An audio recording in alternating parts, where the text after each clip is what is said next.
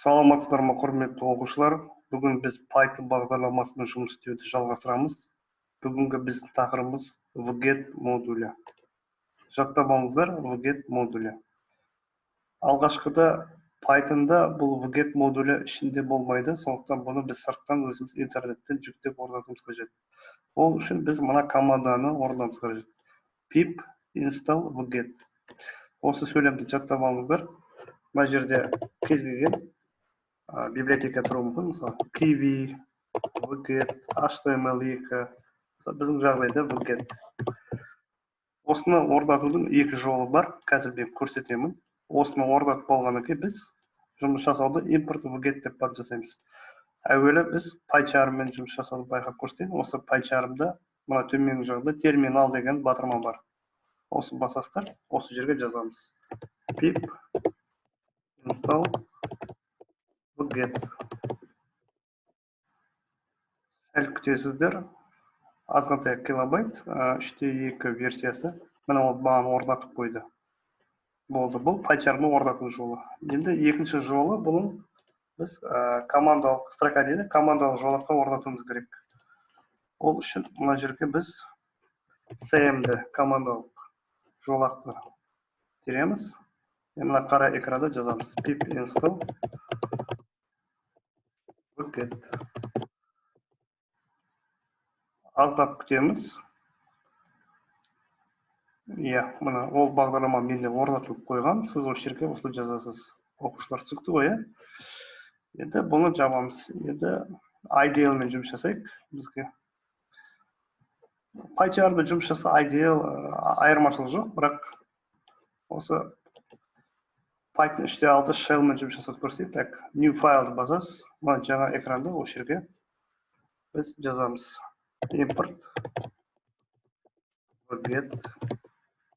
Төмен жағына wget нүкте download. Тырнақша жақша ашамын. Жақша ішінде мен екі мәрте тырнақша жазамын. Және бұл wget модулі бізде не жұмыс атқарады Pythonда. Айта кету керек, wget модулі біздің кез келген сайттың HTML кодын алып бере алады. Мысалы,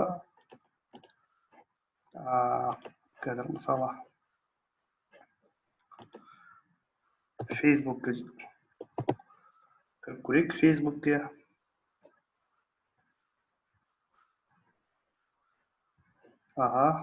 Біздің Мұхтар Әуезов мектебінің Facebook'ы. Жарайды. Осы жерде поискке мысалы жазып көрейік. Ташенов мектебі деп. Сіз өзіңіз қалаған атауды жазып жүктеп ала бересіздер. Мысалы, Ташеновқа барайық, Жұмабек Ташенов мектебінің Facebook сайтын көрейік. Мына жоғары жағында оның мына гиперссылкасы тұр. Осыны копировать етеміз. Мышканың оң жағын басып копировать. Және осы көшірілгенді жаңағы менің IDL-ма мына апарып қоямын. Мына екі тырнақшаның ортасына апарып қоямын. Мына тырнақша мен сәл кетіп қалды. Сондықтан көз жүгіртіңіздер. Мынау тырнақша қойылған кезде бізде жасылмен жанады. Көрдіңіздер ме, жасылмен? Енді осы компиляция жүргізіп көрейік. Run модуль. Окей. Қай жерге сақтайсыз деп сұрайды. Мен рабочий столда номер 4 папканы аласың. Атын 23 деп сақтай салайық. Енді барып осы 4 папканы тексеріп көрейік. Қазір жұмыс үстелінде 4 папканы тексеріп көрейік, ашып. Шынымен де міне 23 деген папка көшірілді. Егер бұны мен қазір жаңағыдай блокнот арқылы ашып көретін болсам, мен жаңағы Facebook страницамыздың, Facebook веб-сайт бетінің HTML кодын көшірген болып есептелеміз. Міне көріп тұрсыздар. Ташенов мектебінің HTML, Facebook'ның HTML коды. Енді, мысалға, енді сурет көшіріп көрейік. Сурет. Мысалы, кез келген сайтқа барайын, мысалы, мына доктордың суретін көшіріп көргім келіп тұр. Ол үшін мен қандай операция жасаймын? Ол үшін мен жаңағы кез келген біздің суретіміздің жаңағыдай несін алып қарайын. Оның HTML кодын алып қарайық.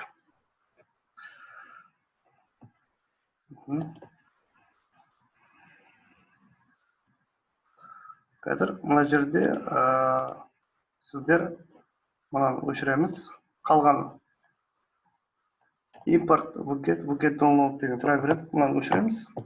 Сөйтеміз. Кез келген суретке барып, осы суреттің жаңағыдай открыть новый картинка дейік. Осы суреттің мынандай веб адресін, яғни ссылкасын көшіріп аласыз. Мына жерге алып барасыз. Қайтадан костик деп қоямыз. Және жаңағыдай осы суреттің ссылкасын енгіземіз. Жасыл болып тұрайық. Run check модуль тексереміз. Бізде операция сәтті аяқталды деп тұр. Қазір көреміз. Я, шынымен де міне нөмір 4-ші папкамызда жаңа сурет пайда болды. Көріп тұрсыздар. Яғни wget модулі кез келген веб-сайттың HTML кодын бізге көшіріп беруге көмектеседі екен. Біз бағдарламамызды әлі жалғастырамыз. Біздің YouTube каналымызға жазылып кетпеңіздер. Сау саламатты болыңыздар.